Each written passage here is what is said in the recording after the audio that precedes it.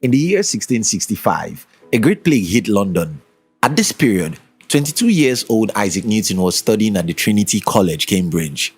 And to prevent the contagious disease from spreading further, London City was locked down. So Newton's school sent all of its students home.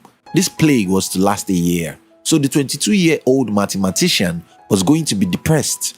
No, he wasn't depressed because he kept himself busy looking for opportunities right amid the plague. It was during this terrible time that Isaac Newton wrote the papers that went on to become early calculus and also sprang his theories of optics.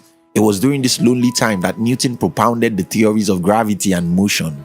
Needless to say, without the plague, there might never be Isaac Newton's brand as we know it today. This story is to show you that even at this time, when all of us are grasping for our breath, there could be opportunities all around us. If only we can change the way we look at this whole drama. In this video, I'll be sharing with you 3 of such opportunities that you can take advantage of as a result of the current global crisis. If you're an entrepreneur or an ambitious person, we specially invite you to join our motivational channel, which was designed to give you daily inspirations so that you will have the strength to pursue and achieve your most important dreams. We call this channel Hunt TV, and you can join in the description box. 1. Opportunity to be desperate. As a young boy, I suffered rheumatism. For all my childhood and almost every time I fall sick, my father would come to me, check on me briefly, and go his way. A few times he would give me money to buy drugs, but most times it was my mother's problem. This was one of the unbelievable things my father did, just because he was poor. So when I grew up, I made a commitment to myself to be rich or die.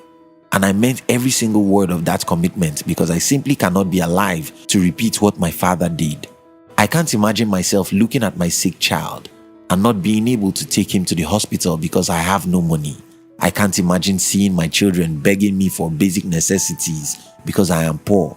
So I told myself, I'll rather not live than to do to my children what my father did to me. I call this a holy desperation, and I think everyone should have some dose of it.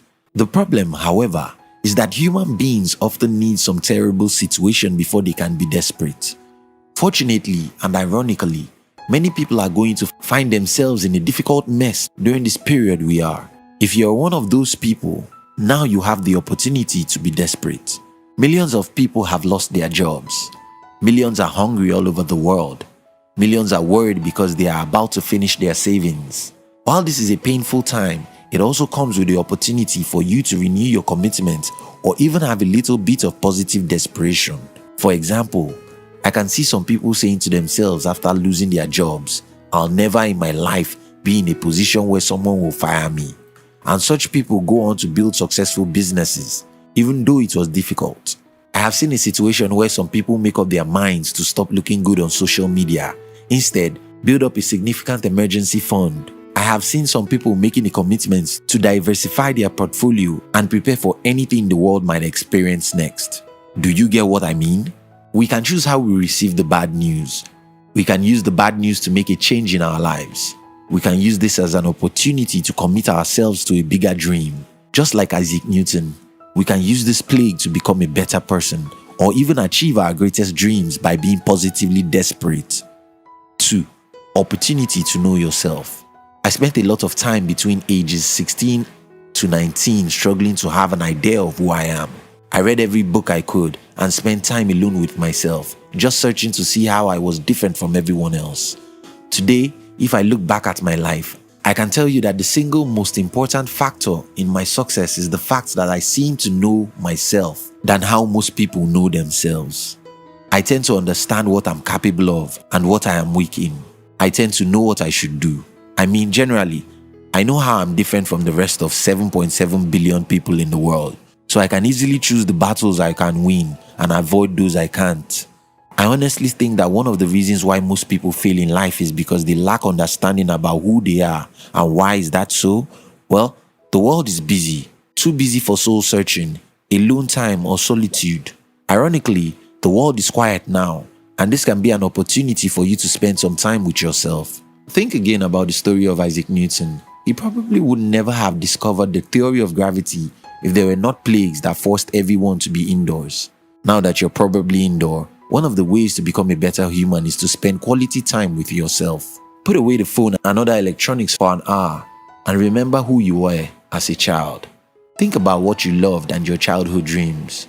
Think about the talents you showcased, which other people marveled at during your childhood. Think about things you efficiently do, which were difficult for everyone else. Think about your strengths and weaknesses and meditate on how your strengths could create a new opportunity for you. 3. Opportunity to know who the most important person is. All my life, I've always been a selfish person. And when I say this, I don't mean it in a negative way. I mean, I've always loved myself. So much that I think about myself before I think about the world. You might think that everyone is like that, but you'll be wrong. In the age of social media, most of us live not for ourselves, but for the camera. I once heard a man talking about some people who buy very expensive shoes, use the shoes to take pictures, then sell the shoes at 70% of the money they bought it. Think about that for a moment.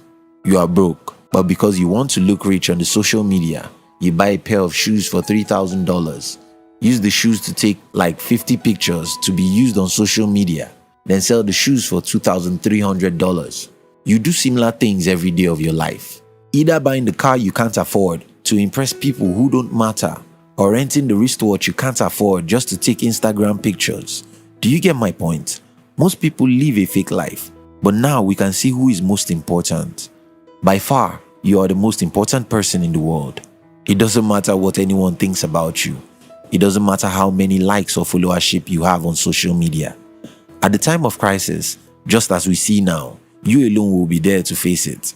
And that should tell you something, which is, stop making other people your priority. Stop trying hard to buy things you can't afford so people might think well of you. Please yourself and invest in your future, because that is the way to show that you are the most important person in the world. Now we have opportunities to renew our commitment to our old dreams. Now we can be positively desperate.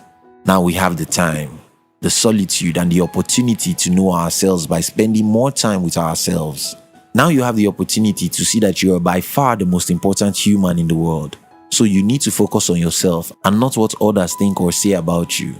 And just before you go, watch other videos on YouTube. If you're an entrepreneur or an ambitious person, we invite you to join our motivational channel.